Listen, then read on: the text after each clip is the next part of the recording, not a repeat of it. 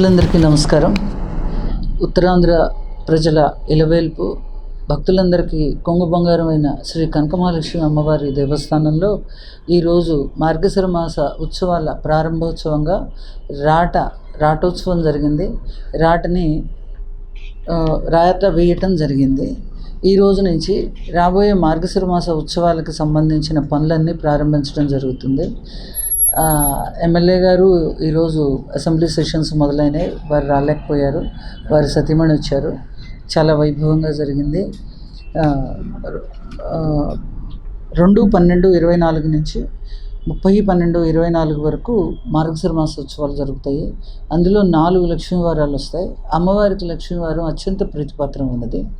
ఇందులో 3వ లక్ష్మీ వారంలో వేద సదస్సు, అర్చక సదస్సు సాయంత్రం జరుగుతుంది.